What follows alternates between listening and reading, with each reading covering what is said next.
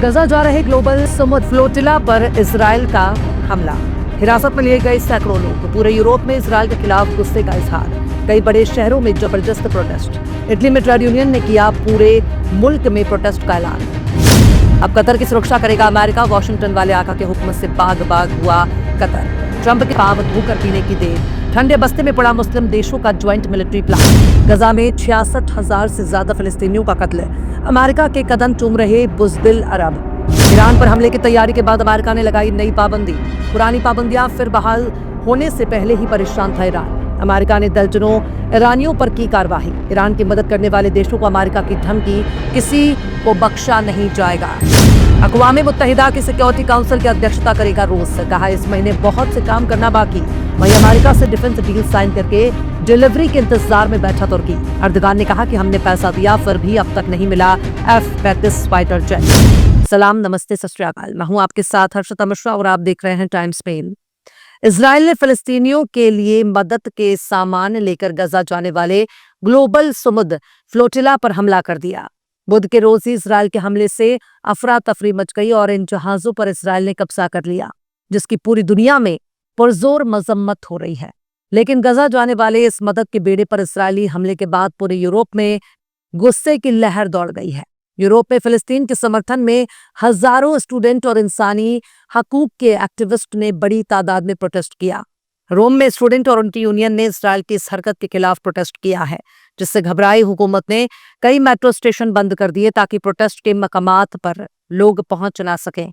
इसके बावजूद हजारों लोगों ने इजराइल के खिलाफ प्रोटेस्ट कर रहे हैं। कई इटालियन ट्रेड यूनियन ने भी 3 अक्टूबर को मुल्क भर में विरोध प्रदर्शन का ऐलान किया है। बार्सिलोना में सैकड़ों लोगों ने इजरायली कॉन्सुलेट के बाहर इकट्ठा होकर धरना दिया है। वहीं बर्लिन में भी ठीक इसी के जैसा ही प्रोटेस्ट हो रहा है। कुछ इसी तरह के नजारे ब्रुसेल्स और बेल्जियम में भी देखे जा रहे हैं। यहां तक कि लंदन में प्रोटेस्ट हो रहा है। वहीं ग्लोबल समुद्र फ्लोटिला को लेकर जाने वाले लोगों ने कहा कि इजराइल ने उनका कम्युनिकेशन सिस्टम ठप कर दिया है और काफिलों को रोका। यहां तक कि जहाजों पर हमले भी किए गए। दरअसल ये पहली बार है जब लगभग 50 जहाजों के बेड़े ने गजा की मदद के साथ सामान लेकर रवाना हुआ, जिनमें 45 से ज्यादा देशों के 532 शहरी सवार होकर गजा की तरफ जा रहे थे। लेकिन मंजिल से पहले ही उनको रास्ते में इजराइल ने रोक दिया।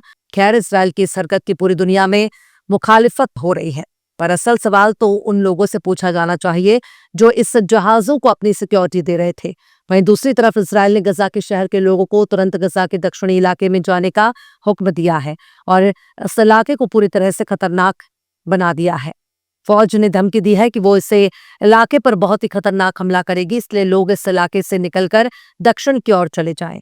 गजा शहर फिलिस्तीन का तारीखी इलाका माना जाता है। इजराइल सदियों पुरानी फिलिस्तीन निशानियों को तबाह कर रहा है, मार्केट और बैंकों को भी तबाह कर रहा है और फिलिस्तीनियों पर बमबारी कर रहा है।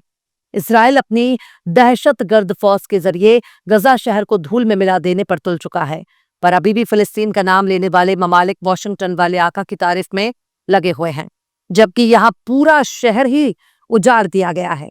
वहीं खबर अमेरिका और कतर की। अमेरिका के राष्ट्रपति डोनाल्ड ट्रंप ने एक नया हुक्म सुनाया है, जिसके तहत अमेरिका ने कतर की सुरक्षा की गारंटी देने का वादा किया है, जिसमें जवाबी मिलिट्री कार्यवाही भी शामिल है। अब कतर पर अगर फिर से कोई हमला होगा तो अमेरिका उससे खुद पर हमला मानकर जवाबी कार्यवाही करेगा। और इस कार्यवाही का मतलब सिर्फ निंदा या मजम्मत नहीं है, बल्कि कतर पर हमला करने वाले के खिलाफ अमेरिका मिलिट्री एक्शन भी लेगा। जिसके बाद कतर भी खुश हो गया है और उसने ट्रंप के इस कदम का स्वागत किया है। दरअसल मिडिल ईस्ट में अमेरिका सेना का सबसे बड़ा ठिकाना कतर में ही मौजूद है। अमेरिका को कतर अपनी सुरक्षा के लिए बहुत जरूरी समझता है, इसलिए इजराइल का यह हमला कतर के लिए बड़ी परेशानी की सबब बन गई। कतर, मिस्र और अमेरिका मिलकर इजराइल और हमास के बीच जंग खत्म कराने की कोशिश कर रहे हैं, पर गजा की हालत अभी भी बद से बदतर बनी हुई है। वहीं दूसरी तरफ ईरान की मुश्किलें कम होने का नाम नहीं ले रही हैं। एक तरफ अक़वाम मुत्तहिदा ने पुरानी पाबंदियों को फिर से लागू कर दिया है, तो वहीं दूसरी तरफ अमेरिका ने बुध के रोज ईरान के न्यूक्लियर और हथियार प्रोग्राम से जुड़े कई लोगों और कंपनियों पर नए सख्त पाबंदियां लगा दी हैं।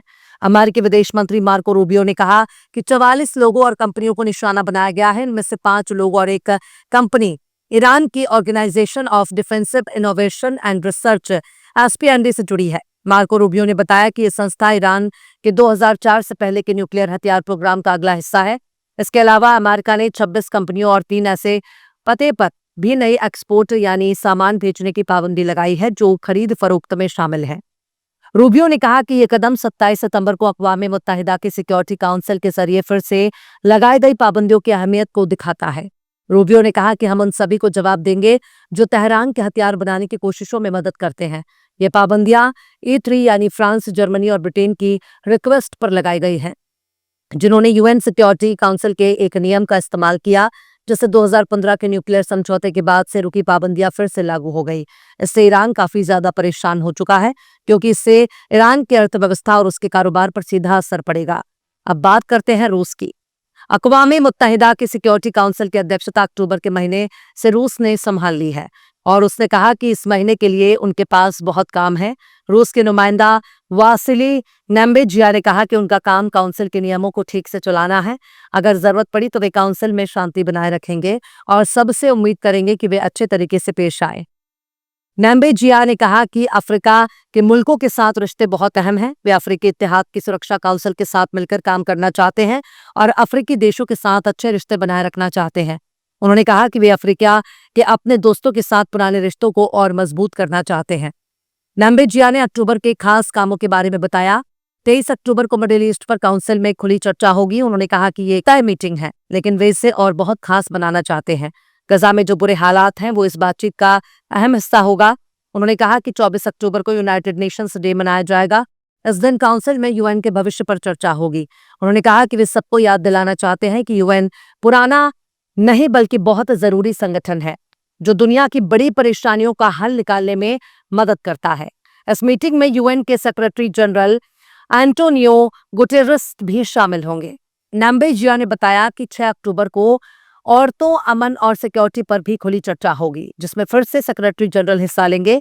अक्टूबर के बाद सिक्योरिटी काउंसिल की अध्यक्षता नवंबर में सिएरा लियोन को मिलेगी। वहीं तुर्की के सदर रजब तैयब अर्दगान ने कहा कि वो F-35 की खरीद प्रक्रिया को आगे बढ़ा रहा है।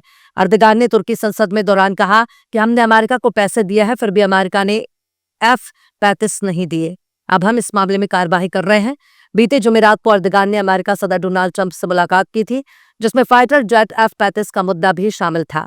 मुलाकात के बाद ट्रंप ने कहा था कि दोनों नेताओं के बीच मिलिट्री हथियारों की खरीद के मामले में अच्छी बातचीत हुई है, पर अर्दगान के बयानों से ऐसा लगता है कहीं ऐसा ना हो जाए कि अमेरिका पर भरोसा करना उनके लिए भारी पड़ जाए। फिलहाल इस खबर में बस इतना ही।